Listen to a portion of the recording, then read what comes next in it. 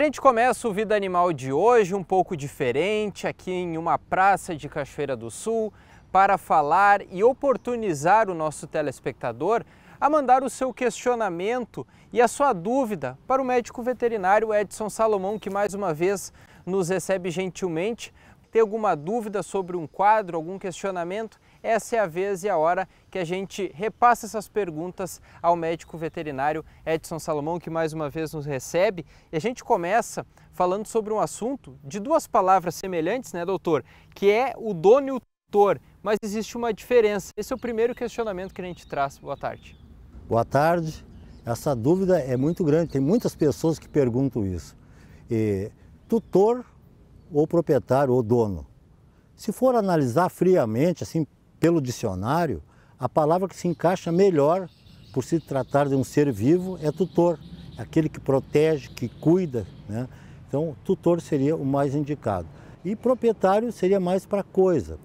Uma geladeira, por exemplo. Eu sou proprietário de uma geladeira, não sou tutor de uma geladeira, como esse telespectador que fez a pergunta. Até O Eduardo. O Eduardo comentou isso, me chamou a atenção. O que vale é o cuidado que tu tem, o amor que tu tem pelo seu animal de estimação, que tem aquele minutinho assim no final da tarde, quando chega do serviço, ficar uns 10, 15 minutos fazendo um carinho, brincando, prestando atenção no animal se ele não está com nenhuma lesão, dando água potável. Então o cuidado é fundamental.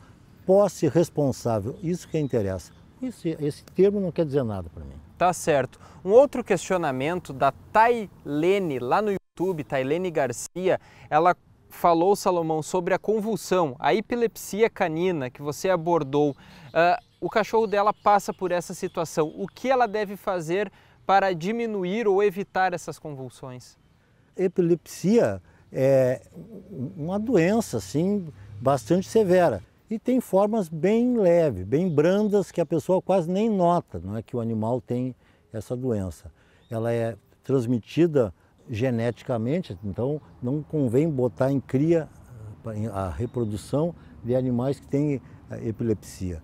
Agora, o ataque epilético é uma coisa muito importante, é uma disfunção na eletricidade no cérebro, né? Nos impulsos, nos neurônios, né?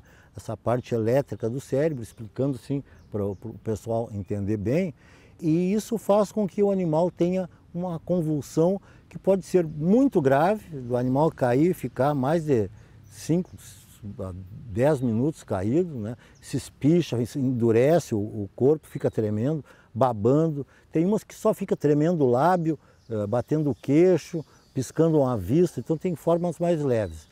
E não quer dizer que o animal que tenha ataque epilético, que ele tenha a doença, a epilepsia. Ela pode ser provocada por um agente externo, por exemplo, uma batida na cabeça, ficou com uma lesão e ele começou a ter ataque epilético. Uma ingestão de venenos, tem venenos que causam esse ataque epilético, né?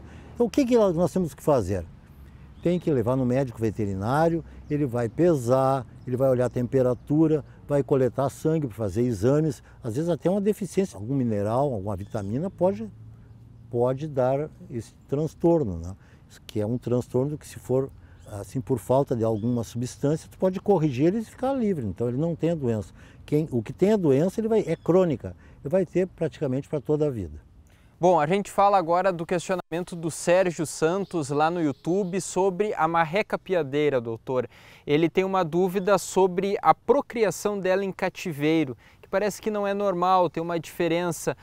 O que ele especificamente está querendo dizer sobre essa reprodução da marreca piadeira?